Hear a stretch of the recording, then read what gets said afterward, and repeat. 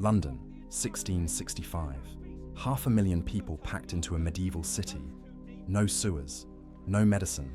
The poor live 6, 8, 10 to a room. They share beds, air, water. Disease moves faster than people. When sickness appears, families hide it. Because truth locks your door and leaves you to die inside. Once plague is confirmed, the house is marked. A red cross. Guards posted. No one comes back. The streets fill with the sick and the poor. Dogs and cats are killed. Bodies rot indoors before counting. At night, the carts arrive. No coffins, no prayers. London doesn't bury the dead. It removes them.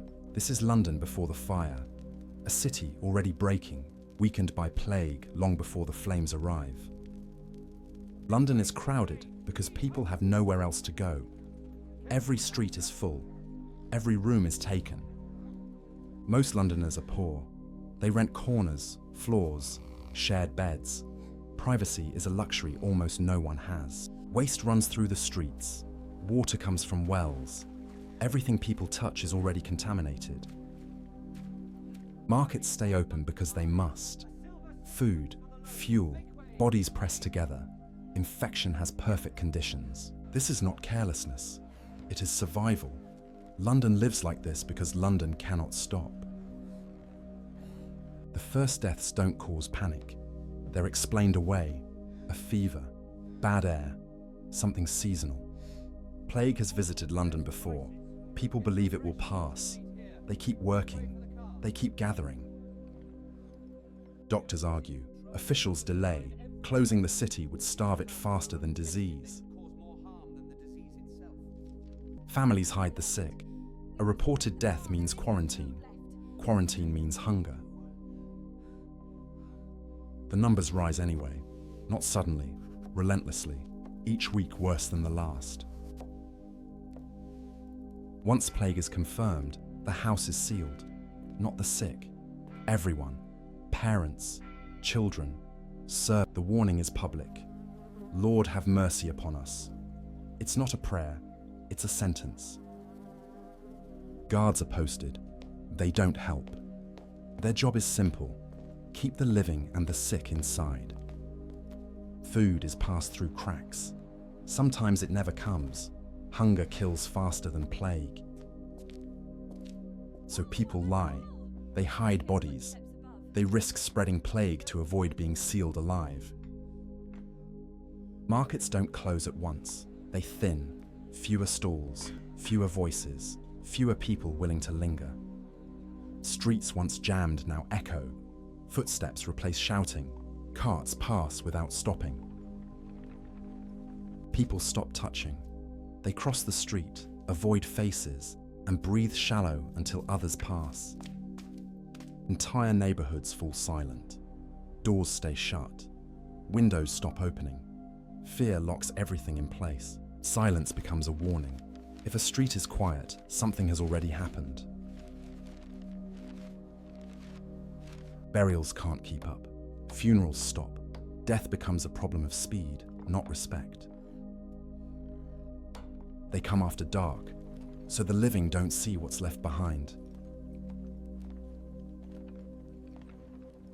They come after dark, so fear stays hidden and the city can pretend morning is still normal. Families wait inside, listening. Some pray, some stay silent, some already know.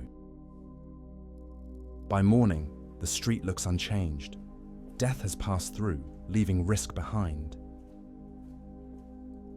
Those with money leave first. Carriages depart while guards watch and the city empties unevenly. The poor stay behind. They have no money, no land, and nowhere else to survive. Empty houses appear overnight. Entire streets hollow out. Doors left open to whatever comes next. The city shrinks, but the plague stays.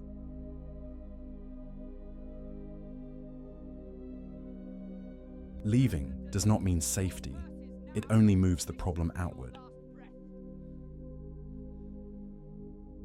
Doctors disagree.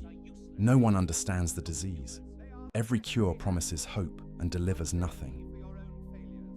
People swallow poison labeled as medicine, desperate for relief, unaware the cure is killing them faster. Prayer replaces treatment. Fear replaces logic. Panic spreads faster than understanding ever could. Nothing works. Death continues. The city watches the numbers rise and stops asking why. Hope becomes another danger. False cures move through the city faster than the plague itself. By August, deaths reach the thousands each week. The scale overwhelms the city's ability to cope. Grave pits open outside the city. London runs out of ground long before it runs out of bodies. Entire families disappear without record. They die behind closed doors and are never counted. London reaches the edge of collapse. The city still stands, but its systems no longer do. Then, without explanation, the numbers begin to fall. The city survives without ever knowing why. By winter, the plague loosens its grip, not because it's cured, but because there is no one left to infect. More than 100,000 are dead. London loses a fifth of its people in a single year. Many deaths are never recorded. The poor vanish quietly, uncounted and unmourned. Those who fled return carefully.